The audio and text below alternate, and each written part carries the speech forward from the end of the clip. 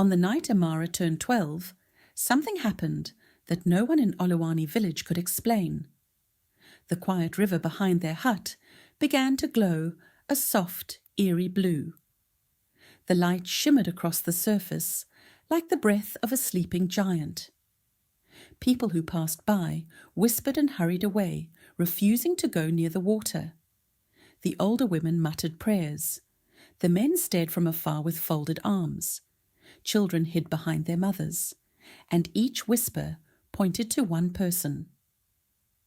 Amara. She is the reason the river glows. That girl is not like us. Amara had grown up surrounded by suspicion. Her eyes shone too brightly when she was excited. Her feet never stayed dry. She always wandered toward water. Her hair seemed to move as if a breeze followed her everywhere. The village children mocked her daily, chanting, "River girl, fish girl, mermaid child." Some adults even believed she brought misfortune, simply because her mother had died the day Amara was born. Others swore the river had taken the woman, and the child left behind was a spirit-born being. Though she tried to hold her tears, the words pierced her heart each time. Only her father, Obi, defended her. A simple fisherman with a worn-out canoe and calloused hands, he loved her fiercely. He insisted his daughter was ordinary. But deep inside, even he wondered. Things happened around Amara that had no human explanation. And on the night she was born, Obi had seen something he never told anyone.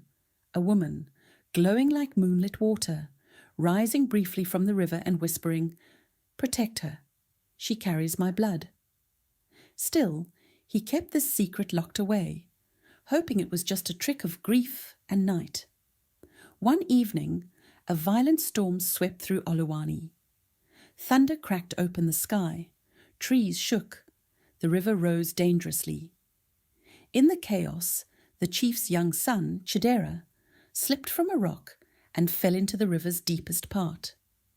The current there was so strong that even the strongest swimmers avoided it.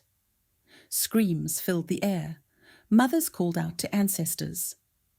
The storm roared louder. Amara didn't think. She ran straight into the river. People gasped as the water seemed to part around her legs. Her hair spread out behind her like flowing waves. Her body moved through the water faster than any human could.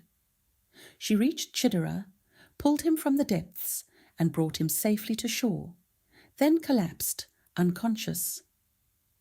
When she woke up, a circle of terrified faces surrounded her.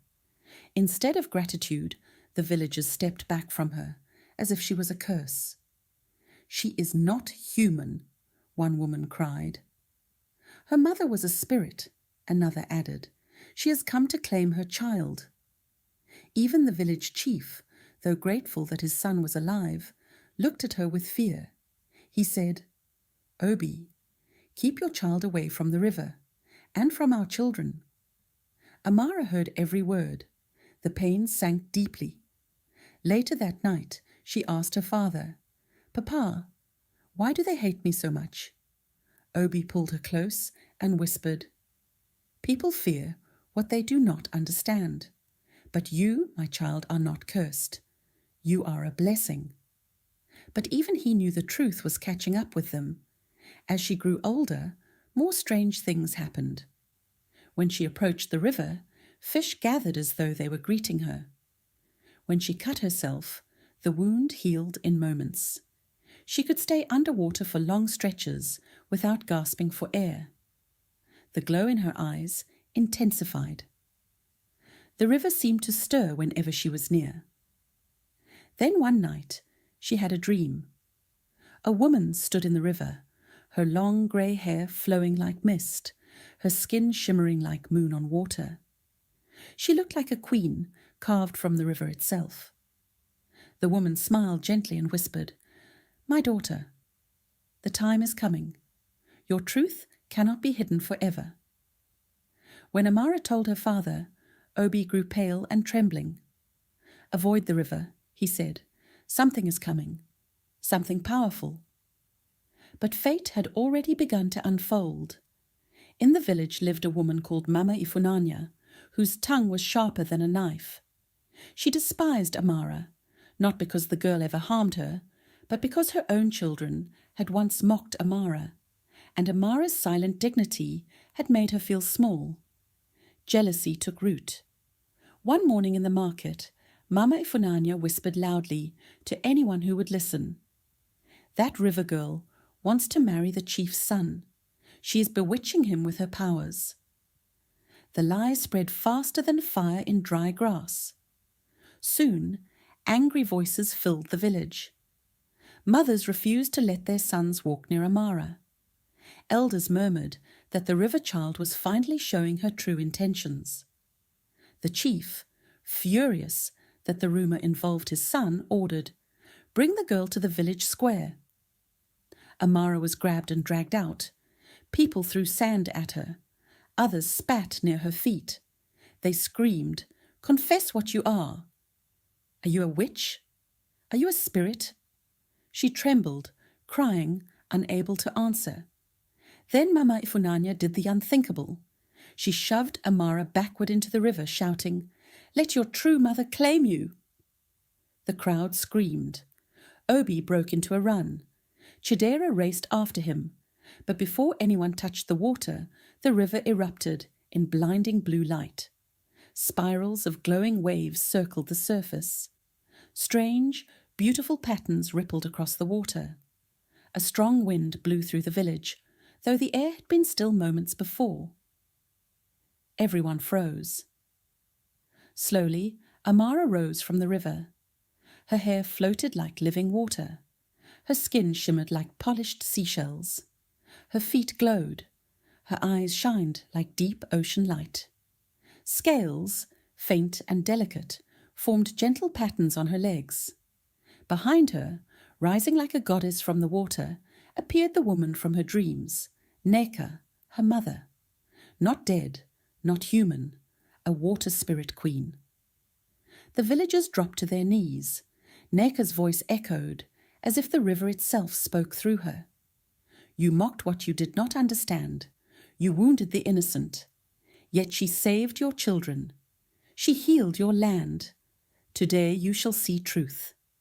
She turned to Amara, and her voice softened. "My child, you were born of two worlds.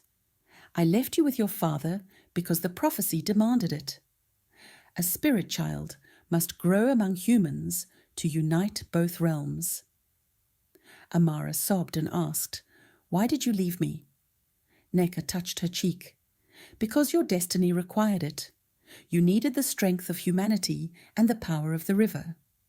Then she placed her hands gently on Amara's shoulders. "But destiny must be chosen, not forced. You may come with me and live as a daughter of water, or remain here with the people who hurt you, to heal what fear has broken." The villagers trembled. Obi cried openly. Chidera called out, "Amara, please don't leave us." Amara looked at her father, the man who raised her through mockery, hunger, and shame, the man who loved her even when the world rejected her. She looked at her mother, powerful, radiant, otherworldly, calling her home. And she looked at the villagers who feared her, mocked her, hurt her. Then she spoke, her voice clear and gentle. "I am both human and spirit. I will stay here, but I will not hide again." Neka smiled with pride. "Then the river will rise with you." She faded back into the water, vanishing like mist. The river dimmed. Silence returned. Amara walked out of the river, leaving glowing footprints on the path. The villagers bowed in shame. Mama Ifunanya crawled forward and whispered, trembling, "Forgive me, child of the river." Amara only said, "I am not here to punish anyone. I am here to heal what fear destroyed." Life in Oluwani changed. Children followed Amara around, calling her Namamiri, beauty of the water. Sick villagers came for healing. Fishermen found their nets full after months of scarcity. The village prospered. Peace returned. Chidera became one of her closest friends and protectors. Obi regained honour. Slowly, villagers learned that difference was not danger, but blessing. Years passed. When Amara turned 18, the river glowed once more, brighter than ever before. She approached it quietly. The surface stirred. A familiar voice whispered from the depths, soft but powerful. "The prophecy is not yet complete, my daughter, for darkness is coming." The river fell silent. The glow faded, and Amara stood there, feeling the wind stir around her, knowing that her story, her true story, was only beginning